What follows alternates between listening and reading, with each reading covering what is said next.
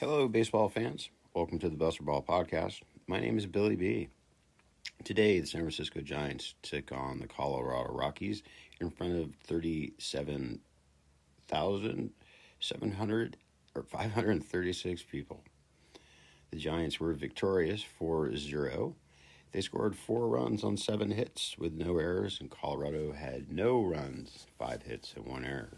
It's nice to see the Giants throw a shutout with their last game of the year, number 162 of 162. It's kind of hard to believe we've had 162 conversations, but it's been fun. Logan Webb was on the mound today. He went 5 1/3 innings, gave up 3 hits, no runs, no walks, and struck out 8. Logan was really tremendous, and they pulled him after he became the pitcher to pitch the most innings and I think strikeouts or something like that. But anyway, it's a huge milestone. I think it was a Giants milestone he passed, but anyway, it was a great milestone for Logan Webb as he's truly a stud out there. The relievers came in and did a great job. Buto, Beck, and Bivens were all really good.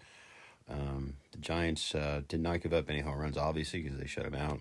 They struck out 13 and only walked 2. Those are the successes to winning, that's for sure. The Giants did leave 6 guys on base, and with runners in scoring position, they were 1 for 9, which, again, has kind of always been a problem. Runners left in scoring position with 2 outs. Ramos, Bailey, Costin, Schmidt did that. Hence, they didn't get anybody. They didn't move too many people around. I guess the highlight of the game was the opening where Willie Adames hit the first pitch over the center field fence for his 30th home run of the year. And then Devers hit his 35th home run in the 4th. Again off of Brown with nobody on and no outs. So the long ball worked pretty well for the Giants. They ended up with only 6 strikeouts and 3 walks, which is probably the ratio I like to see. Adames was 1 for 3 with his big home run. Casey Schmidt got in for a bat. Didn't do much. Ramos was 0 for 3. And Devers was 1 for 4 with that nice home run. And then Chapman was 1 for 4. Flores, Eldridge were 0 for 1, 0 for 2. Hung Lo Lee was 3 for 4. He was really cool. He got 2 RBIs. Bailey was 1 for 4. Koss didn't get a hit, nor did Gilbert. So the Giants, ended up the year with a pretty good game.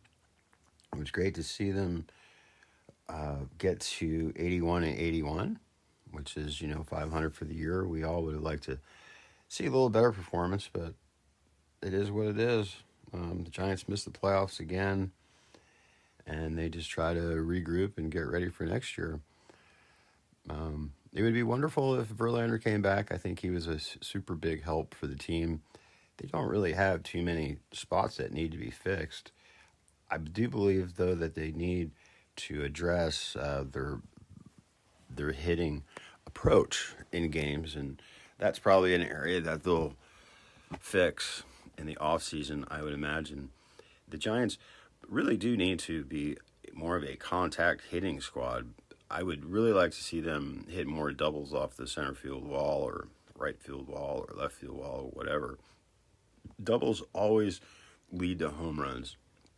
If you're popping doubles off the wall, you're making really good contact, and that's what the Giants really need to do. The situational hitting for the Giants this year has really been deplorable. Not sure if it's the approach or just choking. It does seem, though, that the Giants did have a bit of a choke factor this year. Whenever they did well, were up in the standings, they just fell apart. And it was a tale of 2 seasons, really. One was, they'd win a bunch of games, and then they'd just dive and lose a bunch of games, lose to bad teams.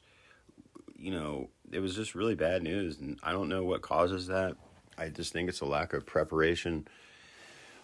It doesn't really have to do with a lack of enthusiasm. I think they're all enthusiastic, But I think, they have hitting meetings and strategies and stuff like that, and I just don't think that the message is ringing home to them. I don't think everybody on your team can be a home run hitter. I don't think everybody can swing for the fences. There's a couple guys who can swing for the fences, but that's not really what I just don't think it's a good thing. And batters or I should say players who have a batting average way under 250 are troublesome. You can have one or two of those guys, maybe one of them in your lineup and get away with it, but players need to be above 250 batting average, and their slugging percentage has to be over 750. That was not the case with Chapman. It was not the case with Adames. So those being your two stars, they really need to change what they're doing and get more hits and get a batting average up. I'm sure if those guys were batting 275, they probably would have won the games they lost. So that's what I'm saying. And it sure was a pleasure to do this podcast. I thank Lauren Atwood and Fritz for helping support me through this. It was a long year, but kind of short too, if you know what I mean. Anyway, thanks for listening. It was a wonderful year. Too bad we're not in the playoffs, but next year we'll get them. Go Giants.